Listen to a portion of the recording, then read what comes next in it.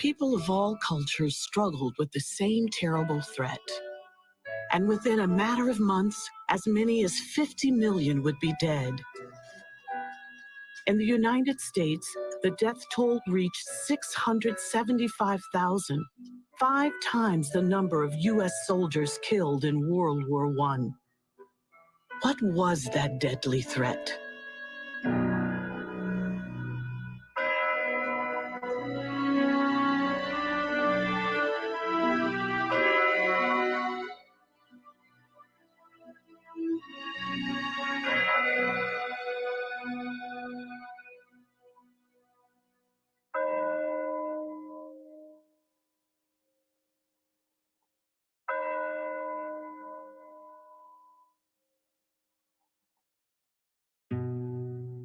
There was many, many people that died.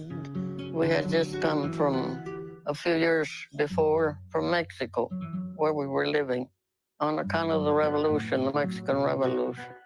I was about 10 years old. I was the oldest, and my 4 brothers and sisters of the family, only my dad and my sister, my smaller sister, did not get it. My 2 brothers were in one room sick. I was sick in the other bedroom with my mother. My poor dad and sister had to be our attendants and see what they could do for us. Influenza gave you such high fever. Mother told me that I thought her black hair was a cat, and I was afraid of it with the delirium from the high fever. People were left very weak with it on account of that high fever. And all schools and all public places and every place was closed. I guess nearly 2 or 3 weeks.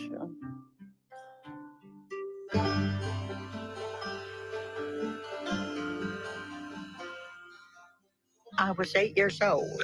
We lived near my dad's mother, and she and her daughter and 2 grandchildren were living close to us. And when they got the flu and got sick, my parents, we just moved in with them to where my mother could nurse all the patients and take care of them. At that time, my mother was 25 years old, and she had 3 children. And she was expecting another baby in May. And this was in February. And she'd taken care of 8 patients at one time, very sick patients with the flu, with no convenience, no modern facilities whatsoever. And Mother had to get the wood to keep heat in the house, to keep all those fires going, plus do the nursing care with 8 patients.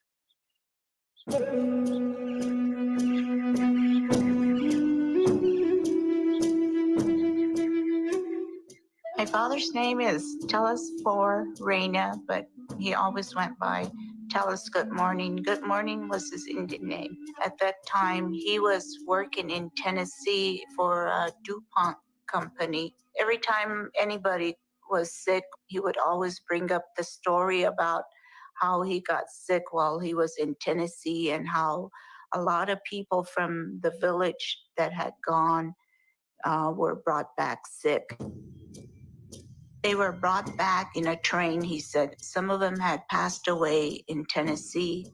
In 1918, my mother was like just 11 years old, but she remembers they lived on the south side of the village. She remembers that church bell would ring every day, that there's a certain bell for a notice for the death. And she said she remembers as a little girl how awful it sounded. In 1918, as now, most people didn't think of influenza as a disease that could lead to death. We suffer through the flu season every winter. In the U.S., the flu season usually peaks between January and the end of March. The symptoms of a cold are usually a runny nose, sometimes low-grade fever, and just feeling a little wiped out. Influenza, on the other hand, is much, much more pronounced than that. People will generally have a high-grade fever absolutely no energy whatsoever, muscle aches, headaches, a fairly dry cough.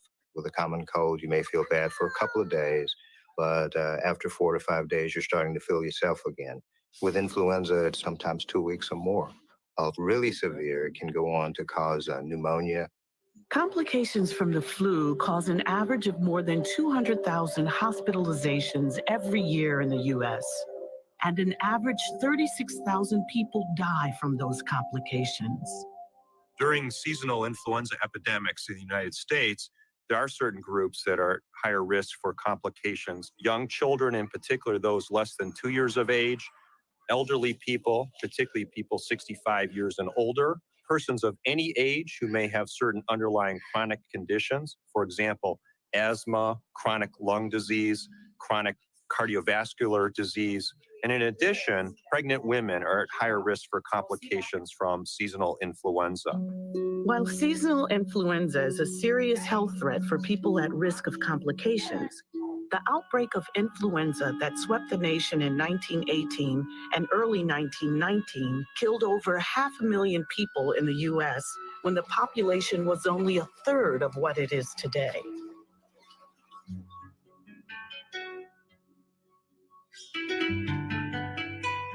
I was 4 years old at that time. I was living at the Trujillo Ranch in Members, Haywood, New Mexico. My mother was the midwife, and she tended to the people, delivery of babies and all that kind of thing. She used to take me with her to go and visit the new mothers, and I loved to go see the new babies. And I cried because at that time she didn't want to take me with her because she was tending to the sick and the dying. But the miracle about it is that she didn't get it. And according to her, none of us at home got it either. She would tell me about how people would die, sometimes two in the same bed, and they had no funeral services or anything like that. They would just carry them off to bury them. It was very hard for them to keep up burying the dead because they were dying so fast. The one thing that stayed in my mind, because I used to hear it even later, was the pounding of the nailing of boards together, making, I call them boxes, coffins for the people.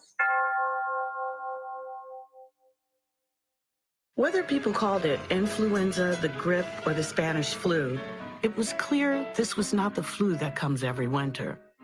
Today, we know that influenza is caused by a virus, the influenza virus. We know that the virus spreads from one person to another through droplets when people cough and sneeze, or through contact with the virus on someone's hand or a contaminated surface. In 1918, no one knew what caused it, where it started, or how to stop it. They were scared because it happened so rapidly. They didn't know what was going on, what was happening, why. There were few communities in the U.S. so small or isolated that they were sheltered from the waves of deadly disease that swept around the world. The influenza of 1918 even touched remote Inuit villages in Alaska, sometimes killing every man, woman, and child, or killing the adults and leaving the children with no one to care for them. The 1918 influenza struck some native peoples in the Southwest very hard, too. I don't think the doctor resided here, but he came from Albuquerque. A lot of our people, older people, didn't speak the English language, so my dad would interpret for him what he was asking them to do, how to take care of themselves. They would work from early morning till late night, trying to visit every home in the pueblo. In the morning, when they got to some of the homes, they would find maybe 2 or 3 people in the family that had passed away during the night. Every day they were burying people. The church bell would be tolling from morning to evening because of so many deaths.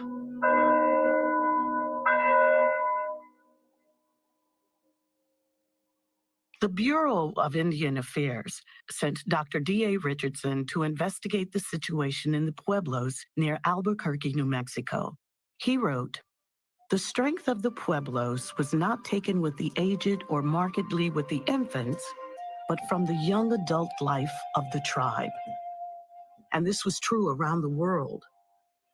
With the influenza that hits us every fall and winter, most healthy adults are sick for a week or two and recover. When people die of the flu, it's almost always the very young and the very old. But the influenza of 1918 was not only much more lethal than seasonal flu, the death rate was very high among young adults.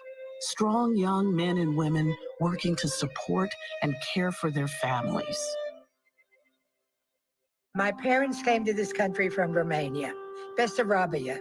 In 1918, my family was living in South Philadelphia. I think it was a neighborhood mostly of immigrants. It was a hard life. It was a rough life. My mother and father and my two sisters all had the flu. It was a very sad period. There was like a sadness over the city. When you looked out, you saw hardly anybody walking around. People stayed in their houses because they're afraid. And they said that it seems that if it killed you, it did it fast. Because I remember them telling me that a young neighbor, they saw him coming home. They watched from the window, he coming from work. And the next afternoon, they saw him carried out. He died. Of all the cities in the U.S., Philadelphia had one of the highest rates of sickness and death and the most disruption. The city resisted putting measures in place that might have limited the spread of the flu. Measures such as prohibiting public gatherings where the flu could spread easily. The city allowed a large parade to take place to raise money for the troops fighting World War I. Although the marchers and crowd wore gauze masks, many people caught the flu from those who were already infected. Baltimore fared almost as badly as Philadelphia. Soldiers at Camp Meade, south of the city, became sick in mid-September, and by early October, there were 2,000 cases in Baltimore. Officials hesitated to close schools and other meeting places, which would have reduced contact between the sick and the well. Hospitals and funeral homes were overwhelmed, and the workers who kept the city and its businesses running were too sick to get out of bed. Bethlehem Steel went around and got all these men from down south to operate the mills, and there were just thousands of men coming off from the mills. My father worked for the Bethlehem Steel Company's bakery. The only black baker they ever had was my father, Henry Lindsay. The people were very kind to one another, and it was a place where everybody looked after one another. In the barracks, nobody lived in there but the men who worked for the Bethlehem Steel. Some of them that died, and the men who were around them didn't even know they were dead. Come home and there the man dead. Don't know how long he'd been dead. As they went to work, could leave him there in the morning, come back, he's dead in the evening. My mother was sick and everything, and they quarantined us. We didn't visit nobody, and nobody visited us except this lady, this Mrs. Kizzy Thornton. She went round helping everybody who was sick. And I declare that lady never got sick or anything. Back in 1918, I was between 10 and 12 years old, I was sick. And I got the flu, and it was just my mother and I.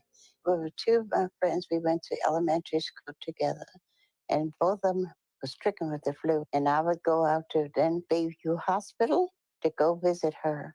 And they'd put her out on a porch in the cold wintertime, and they had blankets and a hood on. But she died. Both of them died at a young age. People didn't understand, and there was no vaccine, but your parents did the best they could for you. The influenza of 1918-1919 was a pandemic, an outbreak of disease around the world which caused serious illness and death. Why was the influenza of 1918 so much more deadly than the seasonal flu we experience every winter? What was different about the influenza virus in 1918? The seasonal influenza viruses that cause annual outbreaks, epidemics in the United States during our fall, winter, and early spring, those are influenza viruses that are circulating among people worldwide. And they are evolving, they're changing just a little bit, but they're human viruses. And so some percentage of the US population and the world's population gets infected every year. Some become ill. Some percent recover from a self-limited illness. And all of these people who survive will have some immunity. Other people get vaccinated, and we receive some immunity through that vaccine. So there are two ways to acquire immune protection. One is through natural infection, in which you recover, you survive, then you have immunity. The other is through vaccination. And vaccination stimulates our body's immune system to produce antibodies against the specific virus strains that are contained in the vaccine. An influenza pandemic is different. An influenza pandemic is the emergence of a very new influenza A virus to which most of the population has not previously been exposed and does not have any immunity, no immune protection. And so what you see is very high numbers, very high percentage of people becoming sick worldwide. In the last 100 years, new influenza viruses have caused 4 pandemics in 1918, 1957, 1968, and 2009. Ultimately, they come from birds, wild waterfowl, ducks and geese, and various other birds. They can get into domestic poultry, chickens. They can also, as we know, get into human beings directly, pigs, various aquatic mammals. They can get into horses. They can get into dogs and cats. So they can take any of these paths, and in theory, they could end up getting into people by either coming directly from a bird or going through a circuitous route in another animal. By a variety of mutations that occur for a number of reasons, these types of viruses can, under certain circumstances, adapt themselves to other species. And then as they propagate themselves in these other species, they adapt themselves better to spread from pig to pig or from bird to bird or from person to person. And the host we worry about the most, obviously, from a human health standpoint, is the human species. One of my dad's sisters lived pretty close to us, and she had a family of 4 children and her husband, and she was expecting, and she taken the flu, and of course she passed away. She was very sick. She passed away. The ladies that taken the flu that were pregnant, all we ever knew died, and my mother didn't get it. We don't know why pregnant women die of influenza at a high rate, but it's been documented for well over 500 years. One of the biggest risk factors for a fatal outcome from influenza is pregnancy. Whatever the reason, it's pretty clear that pregnant women in 1918 were at very high risk. Pregnant women, of course, are going to be in the younger age ranges, but non-pregnant women and men in that age range were also at much higher risk of dying. Why this happened, we don't know. In any flu pandemic, people die from pneumonia. Some percentage will always die, but it tends to be the older folks, people who have chronic conditions like heart disease and lung disease, pregnant women, infants, and so on. This time in 1918, something very different happened. Otherwise healthy young adults died at a very high rate and constituted a fairly large percentage of the total deaths, something that's never been seen before. Why that happened is a mystery.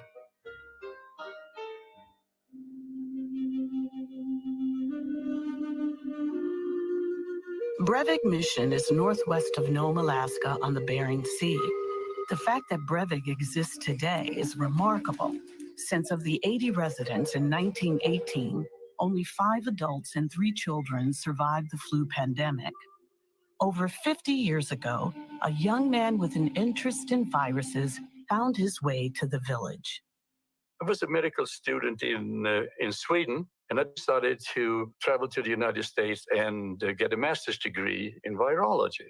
And then one thing led to the next and to the next, and I decided that to go for my PhD. And one day we had a visitor, very prominent virologist, and I remember he's talking about everything that had been done to find out what was it to cause the 1918 flu. And then it's like a 15-second comment at the end of his talk. He said, somebody ought to go to the northern part of the world and tried to find a victim of the 1918 Spanish flu pandemic buried in the permafrost. And that victim is likely to have remained frozen for since 1918. At that time, it was something 35 years or 40 years. And tried to recover the virus. And then he went to something else. And that 15 seconds, I happened to be there and heard it. I immediately went to my faculty advisor to ask him, could that be a subject for my PhD? He said, oh yeah, why don't you go ahead? I happened to have worked during the summer of 1949 for a paleontologist in Alaska. The paleontologist, Otto Geist, had worked on the Breivik Peninsula and knew the missionaries in the villages there.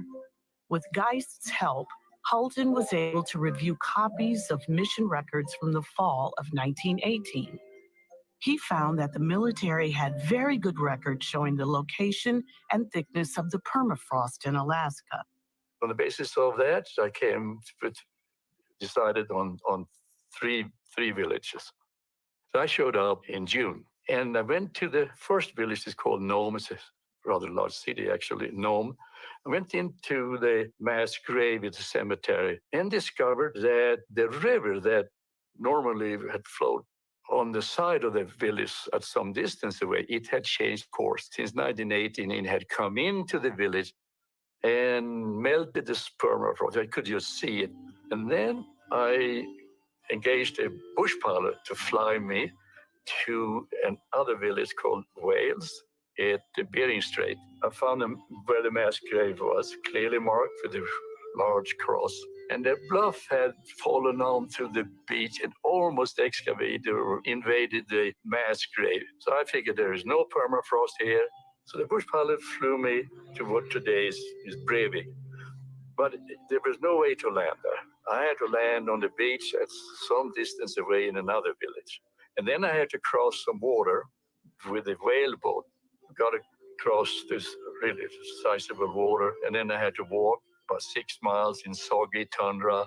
It's just beginning to melt, and then on to Breivik. They had a village council, the Council of the Elders, and it's a matriarchal society. So the eldest woman of the largest family makes decisions or heavily influences decisions. And little did I know that was going to be very important later on. Fortunately for me, there were 3 survivors of the 1918 pandemic still alive. So I asked them to please tell the other members here of the council what it was like in that November week when 90% of the village died. That I said, if you allow me to enter the grave, and if I am fortunate enough to come find the right specimen, I will take it back, the specimen back to my laboratory, and if everything works out well, it will be possible for us to develop a vaccine. So in the next pandemic coming, threatening you, we will have a vaccine to immunize you, protect you. They understood what vaccine was because they had been immunized against smallpox. The matriarch, Jenny Olana, was in favor of that. So that influenced the decision. So they allowed me to open the grave. So I went out on the grave site and started to dig. And in about a foot down, I came onto permafrost. Very hard now, frozen ground. And I started a fire. Got driftwood from the beach and climbed up on the bluff, and there were the mass grave, and started to melt the permafrost. And on the end of the second day, I came down about 4 feet, and there I found the first victim, young child, a girl, I estimated 12 years of age. But the condition of her body at 4 feet from the surface was so good that I was confident that down deeper there will even be better preserved and adults and so on. 72 bodies in that grave. Now, I didn't come alone to Alaska. I had my faculty advisor, influenza virologist. I had a pathologist, one of the professors in the department in Iowa, to perform the postmortem examinations, and then autogeist. So there were 4.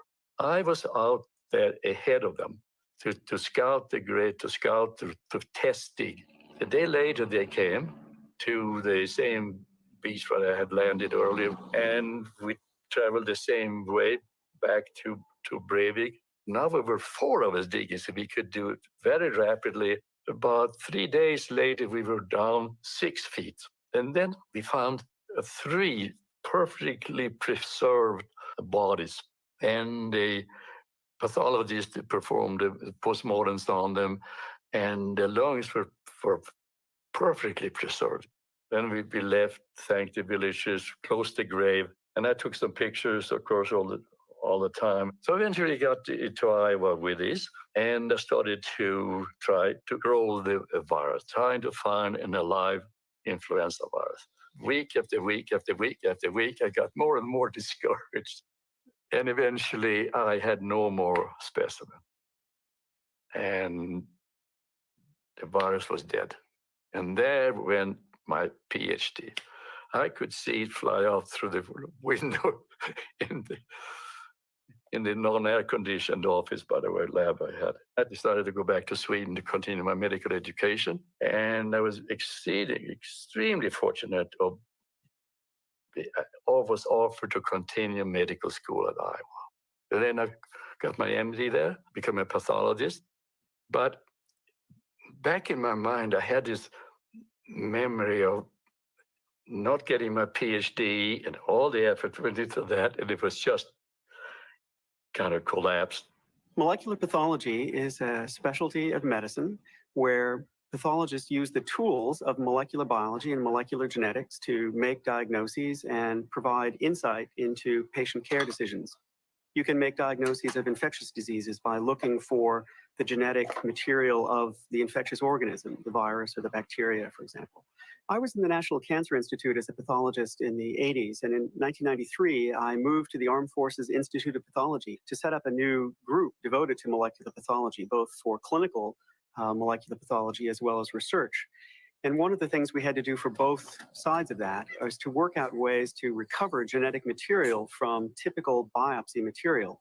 The tissue repository at the AFIP goes back to the Civil War, so they have a huge collection of millions of tissue samples reflecting all aspects of clinical disease, tumors and infectious disease, including autopsies of soldiers who died of flu in 1918. I wanted to think of a project that would highlight the utility of having such an old tissue archive, as well as our new molecular techniques in which we could do analyses. And the way those two things came together in my mind was to go after the 1918 flu. We thought that it might be possible to recover fragments of the genetic material of the virus still preserved in autopsy tissues of people who died in 1918.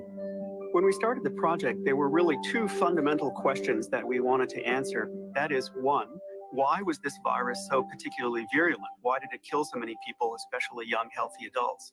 And secondly, where did this virus come from? We were hoping to learn from what we see in 1918 to apply it to the future, so that we could understand how pandemics form and why particular flu viruses cause more disease than others. These tissues were extremely old, and it was not clear that we could actually recover any genetic material at all from these samples. We had to work out techniques and continue to refine the techniques to extract nucleic acids, DNA and RNA, from these samples. We had started this project in 1995, and it took over a year to find a first positive case, to work out our techniques to make sure that we actually could find influenza. Once we had found a first positive case and we started to generate sequence and compare it to known influenza viruses, we were convinced that we had really found the 1918 virus. But we were really concerned that there would be inadequate amounts of material available to us to sequence the whole virus from that material. In March of 1997, in Science News, there it was, 1918 pandemic virus found. A small sequence had been discovered by Jeffrey Tarnberger. I wrote a letter saying, if you need more specimens, let me know, and I will go back to Alaska. I've been there before, I know where it is, I can go back.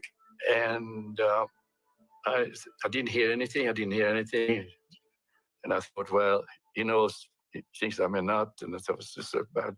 He happened to be on vacation, so he didn't get his mail. We were extremely excited about the possibility. We had hoped that if we could recover material from a frozen victim, that the quality of genetic material of the virus might be improved over what we had in these formalin-fixed blocks. And he called me here. So he asked, when can you go? I said, I can't go this week, but I can go next week. And I called up to Breivik. Now, this time, when I come second visit now in 1997, it so happened it was in August, and that is a much better time to dig in the permafrost. What is he, the missionary? It's another one now. Pastor Brian Crockett is his name. He's still there. And he knew of the excavation that I had carried out in 1951. And he also knew that I had to get the permission to do it again. So he said it was very difficult. You may not be able to get a permission this time. But I will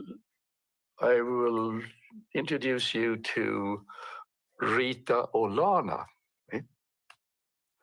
She was a matriarch at 1997. And little did I know that her grandmother was Jenny Olana. That was it. It would never have happened otherwise. Everything doesn't go wrong all the time. It just looks like that, but it did. Here it is. Crucial. Dr. Holton presented his case to the Breivik Village Council, including Rita Olana. He made sure they understood that the virus was dead and could not cause disease. I also told them how important it is because your participation, this is where it begins. And you're part of the team now, the villages of Breivik, and I'm the specimen collector, and then Dr. Tarbenberger in the Armed Forces Institute of Pathology. These are the three, but it begins with you. And I got the permission to go. I figured no one wants to go in a grave with bodies. So I all set to do it myself. And so one of the members said, would you like to have some help? 4 young men, Eskimos, assigned by the village council, assigned to help me. Because I photographed it with me, I knew where the grave was. So I marked it off. At the end of the first day, we were down to about 4 feet, and I didn't see anything at all. And then 5 feet, and the following day, I noticed that there's some bodies at 7 feet. Found a skeleton, and then next to the skeleton was a woman, and perfectly preserved. With clothing had fallen off, rotted away, but I could see the skin, and it was of an obese woman. I got it to do the postmortem, and then I took the rib cage off, and there exposed the lungs. And they were the textbook picture of a person who had died from acute viral pneumonitis. Exactly what I needed. The subcutaneous fatty layer, Lucy, and fat inside, of course, also, that had protected the lungs from the occasional thaws of the permafrost that had reached 7 feet down. The Eskimos are not obese. There's not that much food around, and they were active and hard work, in particular in 1918. So find one who had extra calories, storage calories. That's just remarkable. And here was a woman who had ample food, had a good husband, good seal hunter, walrus hunter, brought all this food for her. Can you imagine how fortunate? And then I decided before I leave, I'm going to make new crosses, show my gratitude to the village. I had photographs of the original crosses. I knew how tall they were, the width, everything. I finished my work with the crosses at 1 o'clock, and about 8 o'clock the next morning, the high school kids came and they helped me put the crosses in. And about an hour later, the bush pilot landed, and I got all my specimens on board, and then I shipped them to Jeffrey Tarbenberger. The advantage that we had was that the formalin-fixed autopsy tissue samples were extremely tiny, just the size of a fingernail. And so we're very limiting. Where he was able to provide us large sections of an entire lung, so that even though the quality of RNA was lower, we had so much more material to work with, it became absolutely clear that we would be able to sequence the rest of the virus from that material. I figured it would take weeks and weeks before he had any inkling of that the specimens were good. Like 10 days later, he called and he said, Joel, we have it. Specimen is good. And we have lots of specimen. Great material, and this is going to be wonderful. It was a great day for me because I started in 1955, but finally in 97, here it is, made it. But again, without the Eskimos in Breivik, nothing would have come. The effort to sequence the entire genome of the 1918 virus from beginning to end took 10 years. It was a very laborious process. Or more than 13,000 pieces of genetic information that had to be put together as a total. So if he gets a sequence or a stretch of the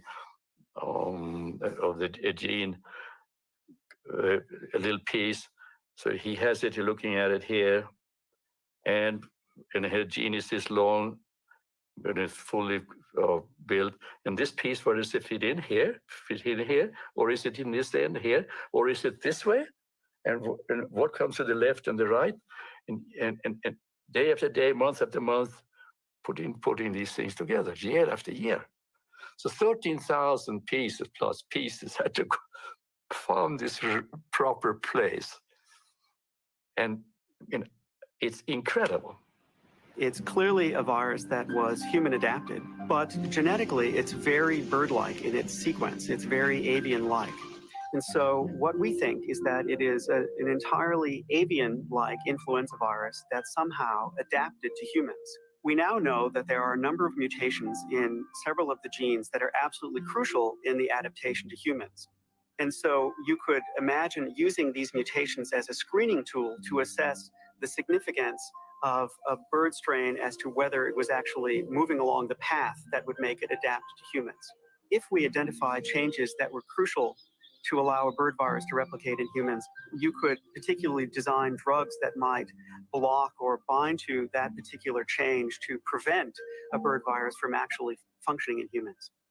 The 1918 flu had as its most unique feature the fact that it had a high propensity to kill young adults ages 15 to 40.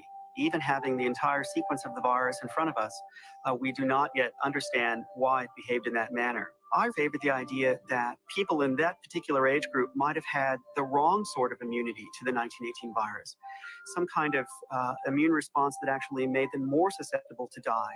In people older than about age 45 or 50 in 1918, there might have been pre-existing immunity to viruses similar to the 1918 virus. We're trying to identify influenza virus positive autopsy tissue samples from before 1918 to try to help us figure out this problem. Jeffrey Tarbenberger's right-hand woman, Anne Reed, very accomplished. She was sent up with a plaque from the AFIP to present it to the village council.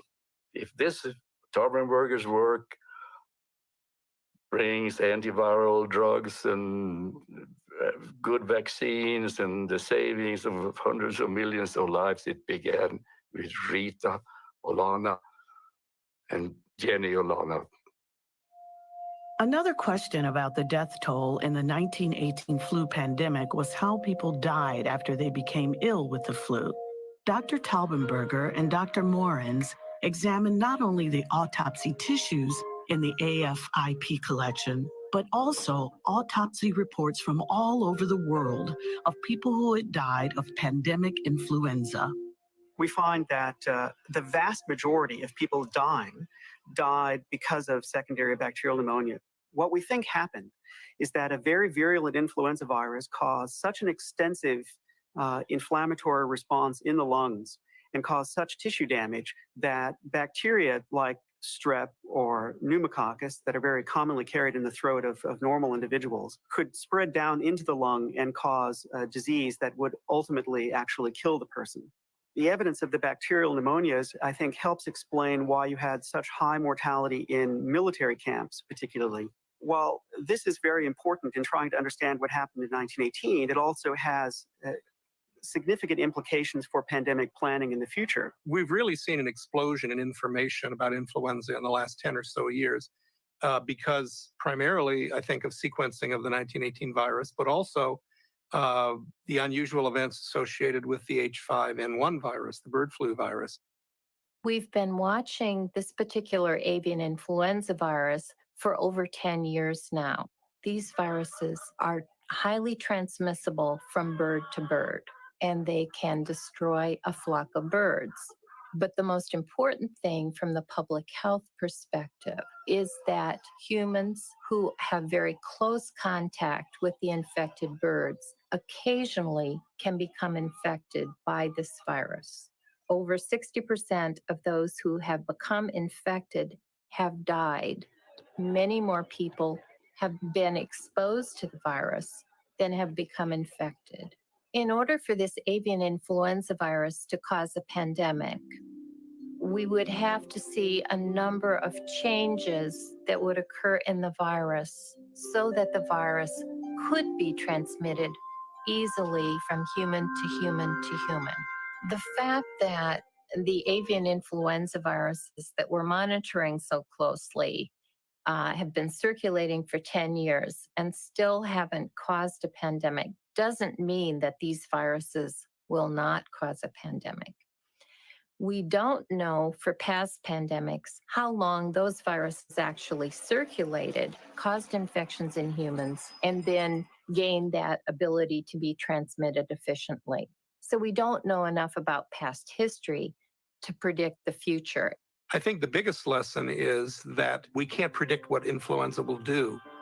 As scientists continue to look for answers in the 1918 flu virus, we can also learn from the men and women who responded to the health crisis by taking it upon themselves to care for their relatives, their neighbors, and their communities. Dr. John Tappan was a physician with the Public Health Service in El Paso, Texas. He wrote to a colleague serving at an Army field hospital in France. We have all been awfully busy with the flu. I made on an average of 30 calls a day for about a month, and everyone else did as much or more. The Public Health Service and the Red Cross opened a hospital in the old Ahoy School where we treated the Mexican part of town. The epidemic here was fierce. We had about 10,000 cases in El Paso, and the Mexicans died like sheep. Whole families were exterminated. The white population fared almost as badly. I was 3 days behind in my calls. The other doctors all had the same experience, of course. When the people living in other parts of El Paso learned of the many deaths in the southern part of the city, near the border with Juarez, many volunteered to use their cars as ambulances, picking up the sick and delivering them to hospitals in other parts of town. When the Hoy School in the Chihuahuita neighborhood was turned into a hospital for flu patients, El Pasoans from all over the city volunteered as nurses, drivers, and clerks. So you see, we have been serving our country right here at home. That epidemic helped the community to get together because everybody helped that could, gave their houses or their help or whatever that people needed, that needed it. You know? So that helped the community, both Juarez and here. There was a shortage of doctors and nurses during the 1918 influenza pandemic because so many of the physicians and nurses were serving in the war effort. So you had a mixture of both trained medical personnel and those with some training and those who basically were very civically minded individuals who wanted to participate in tending to the ill. The women who volunteered during the 1918 influenza pandemic were literally putting their lives on the line. They were stepping into a deadly pandemic because they believed that it was their calling and they wanted to do what they believed was their duty. I would say that the Activities of volunteers, and particularly women volunteers who rose to the challenge, was absolutely crucial. This is a story of unsung heroes, of forgotten people who really rose to the gravity of the moment. In villages in Alaska, for example, the whole village would become sick at once. There'd be nobody to provide food, nobody to provide shelter. These things can make a difference. And even in wealthy nations like the United States, the conclusion at the end of 1918 and 1919 was that the single most important thing that could save your life from flu was good nursing care. Not medicines, not doctors, not hospitals, but good nursing care. When you first read those things, you're likely to say, well, that can't be true. What could they do in those days? You know, what's chicken soup going to do? What's a blanket going to do? I believe the data, they're strong, and some of the best and smartest physicians, nurses, and other observers said it again and again, good nursing care. Even though no one knew what caused influenza in 1918, some communities took steps to prevent the spread of the disease. In our group at the Center for the History of Medicine, we have been looking at 43 American cities during that pandemic to see exactly what they did to stave off the epidemic, or what they didn't do for that matter, what worked, what didn't work, and what were their records. And what we find is that those that acted very early with a suite of classical public health interventions, things like quarantine, closure of schools, banning public gatherings, if they acted very early before the epidemic had a chance to spread to a lot of people, kept these measures on for a long time, and used more than one of these measures at the same time, those cities had a much better record in terms of cases and deaths than those cities that did not. I think there's a mountain of stuff that we're learning from the 1918 pandemic that applies to people today or in the near and distant future. We have learned from the experiences of the 1918-1919 pandemic, but that's only one of the factors that makes us better prepared to deal with influenza pandemics than the world was in 1918.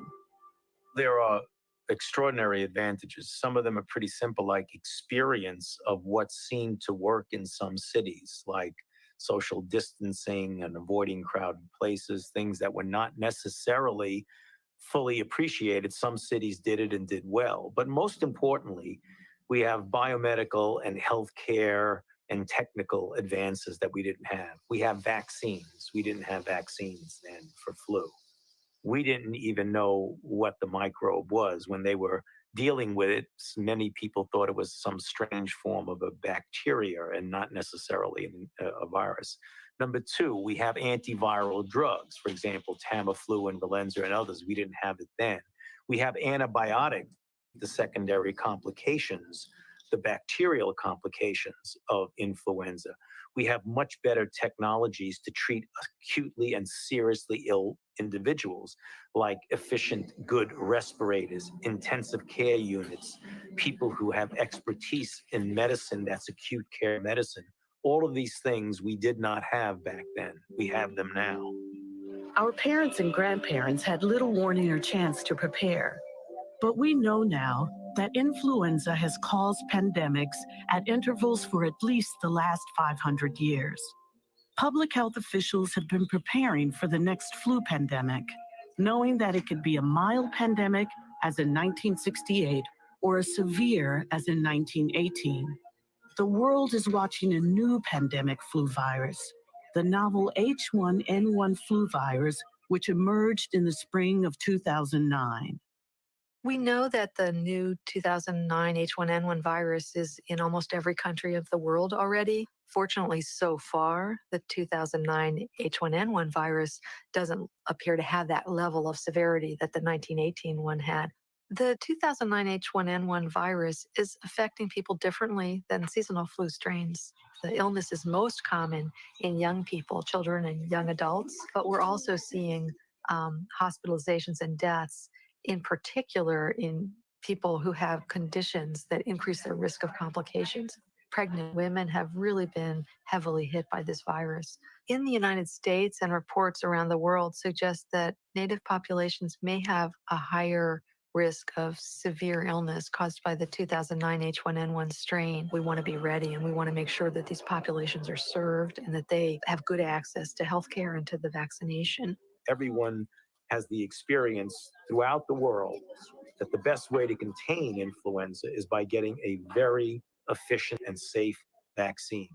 Vaccines, given the current technology, and even in more modern technology, you don't make a vaccine overnight. You have to first find out what the virus is you're dealing with, and then you go through a multi-step process in order to get enough vaccine to protect the population.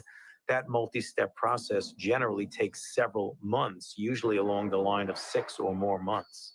Vaccination is a really important part of our response to the 2009 H1N1 virus, but it's important to say it's not the only part of it. We have a whole series of mitigation efforts and a whole series of communication efforts. Public health officials are fighting the spread of influenza with the health hygiene we learned as children. Stay home when you're sick. Wash your hands frequently with warm water and soap for 20 seconds. Practice cough and sneeze etiquette and avoid touching your eyes, nose, or mouth. At the start of a pandemic, that's the most efficient tool we'll have, in addition to obviously social distancing, like staying home when you're sick and so on. But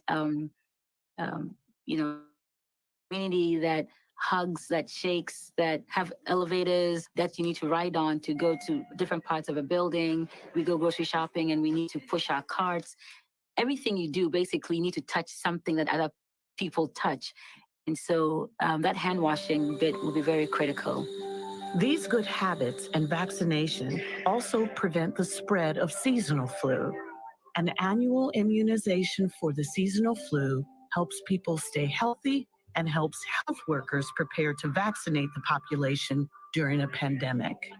These immunizations are widely available every year. It's very important for people, particularly people who are 65 and over, to take the influenza immunizations. It's important to have the vaccine every year. And the vaccine is absolutely no way you will get the flu from the flu shot. Based on what I know and what I have been observing with this 2009 H1N1 virus, and based on what I know about influenza vaccines, the risk of getting influenza or having a complication from influenza is much higher than any theoretical risk from the vaccines. It's important for people to know that not getting vaccinated also puts you at risk. 100 million people get influenza vaccine every year in the United States. They have a strong safety track record. And the 2009 H1N1 influenza vaccines are being made exactly the same way that the seasonal flu vaccines are made.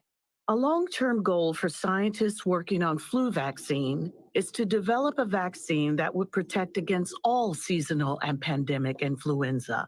We generally refer to that as a universal influenza vaccine.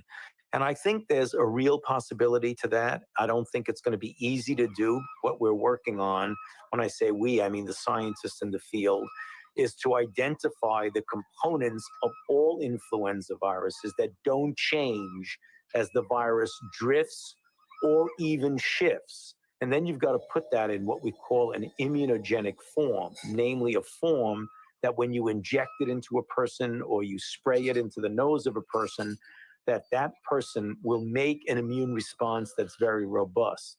There are a lot of people working on it. It's a high priority project. Every year, we have fewer elders to remind us of the terrible time they, their families, and their communities endured in 1918 and 1919. But we need to keep those memories alive. There's a lot of things to be learned from continuing to study the 1918 flu. I think the important lesson is that pandemics can be very serious, but also pandemics can be widespread, but not that serious. There's a gradation of severity of pandemics. You always must prepare for the worst case scenario, even though you might have a mild pandemic like occurred in 1968, or an intermediate pandemic that occurred in 1957. The current pandemic is much less severe so far than the planning scenarios that most of us had. It could be that it becomes less severe and doesn't affect a lot of people. It could be that it becomes more severe and mutates to a deadlier virus, which would be terrible and very difficult to manage. It could be that it continues along the way it's been so far. Only time will tell. We have to be ready to pivot and respond differently if the virus changes. The one thing you could predict about influenza is that it's unpredictable. We still know much less than we'd like about influenza, but the experiences of the individuals who endured the pandemic of 1918 and the research into that pandemic continue to contribute to our understanding of the disease. We are infinitely better prepared now than we were 100 years ago, back in the beginning of the 20th century.